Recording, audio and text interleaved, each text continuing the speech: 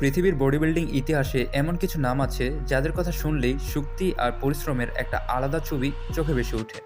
তাদের মধ্যে সবচেয়ে আলোচিত নামগুলোর একটি হলো রনি কলম্যান। শুনতে অবাক লাগলেও তিনি প্রথমে ছিলেন একজন পুলিশ অফিসার। দিনে ডিউটি আর রাতে জিম, এভাবে শুরু হয় তার যাত্রা। কিন্তু যেটা তাকে সবার থেকে আলাদা করেছে সেটা হলো তার অবিশ্বাস্য শক্তি। তিনি প্রায় 800 পাউন্ড মানে প্রায় 360 কেজি দিয়ে স্কোয়াট করতে পারে। তার এই পাগল করা হার্ডওয়ার্ক আর পাওয়ারের কারণে তিনি জিতেছেন টানা 8 বার মিস্টার অলিম্পিয়া। কিন্তু এই শক্তির পিছনে একটা কঠিন বাস্তবতাও আছে। এত ভারী ওজন দিয়ে ট্রেনিং করার কারণে তার শরীরে গুরুতর ইনজুরি হয়। মেরুদণ্ড একাধিক সার্জারি করতে হয়েছে। আজ তিনি আগের মতো স্বাভাবিকভাবে হাঁটতে পারেন না, অনেক সময় হুইল চেয়ার ব্যবহার করতে হয়। তো যাই হোক, বর্তমানে শুধু রনি কলম্যান নয়, বরং এরকম আরও অনেকেই আছে। চলুন তাদের সাথেও আপনাদের পরিচয় করিয়ে দিই। এরপর রয়েছে আর্নল্ড শোয়ার্জনেগার, বডি বিল্ডিং দুনিয়ায় সবচেয়ে জনপ্রিয় এবং প্রভাবশালী নামগুলোর একটি। তিনি জন্মগ্রহণ করেন 1947 সালে অস্ট্রিয়ায়। উচ্চতা প্রায় 6 ফুট 2 ইঞ্চি। ছোটবেলা থেকে তার স্বপ্ন ছিল আমি বড় হব, বিখ্যাত হব।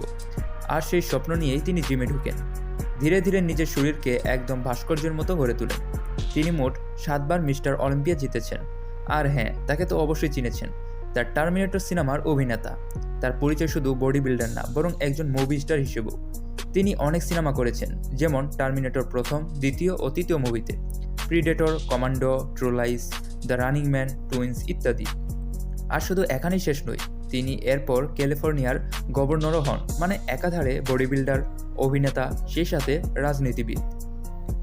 এরপর রয়েছে ফিল হিথ, বডি বিল্ডিং দুনিয়ায় যাকে বলা হয় দ্য গিফট। ফিল হিথ জন্মগ্রহণ করেন 1979 সালে আমেরিকার সিয়াটলে। উচ্চতা প্রায় 5 ফুট 9 ইঞ্চি। আর প্রতিযোগিতার সময় তার ওজন থাকতো প্রায় 105 থেকে 110 কেজির মতো। মজার ব্যাপার হলো, তিনি শুরুতে কিন্তু বডি বিল্ডার ছিলেন না, তিনি ছিলেন একজন বাস্কেটবল প্লেয়ার। কলেজের লেভেলে খেলতেন, তারপর ধীরে ধীরে জিমে ঢোকা। আর সেখান থেকে শুরু হয় তার ট্রান্সফরমেশন। সে টানা 7 বার মিস্টার অলিম্পিয়া জয়ী করেছে। 2011 থেকে 2017 সাল এই সময়টা ছিল তার রাজত্ব। স্টেজে এমন ডোমিনেশন দেখিয়েছেন যে অনেক বড় প্রতিযোগীকেও পিছনে ফেলেছেন সহজেই। এরপর রয়েছে জেই কার্টার, বডি বিল্ডিং দুনিয়ায় একজন সবচেয়ে স্থির, শক্তিশালী এবং সফল প্রতিযোগী। জে কাটলার জন্মগ্রহণ করেন 1973 সালে। ছোটবেলা থেকেই তিনি খুব পরিশ্রমী ছিলেন। পরিবারের কংক্রিটের ব্যবসার কাজ করতেন, মানে ভারী জিনিস তোলা তার জীবনের অংশ ছিল আগে থেকেই। এরপর জিমে ঢোকার পর ধীরে ধীরে তিনি বডি বিল্ডিংকে সিরিয়াসলি নেন। সে মোট 4 বার মিস্টার অলিম্পিয়া জয় করেছেন। বিশেষ বিষয় হলো, তিনি বারবার হেরে গিয়েও আবার ফিরে এসে চ্যাম্পিয়ন হয়েছেন। মানে তার কেরিয়ারে ছিল স্ট্রং কামব্যাক স্টোরি। অনেক সময় তিনি রনি কলম্যানের সাথে কঠিন প্রতিদ্বন্দ্বিতাও করেছেন। এরপর রয়েছে Sergio Aliva, the myth, body building ইতিহাসের সবচেয়ে ভয়ঙ্কর জেনেটিক ফিজিকের একজন মানুষ। সার্জিও অলিভা জন্মগ্রহণ করেন 1941 সালে কিউবায়।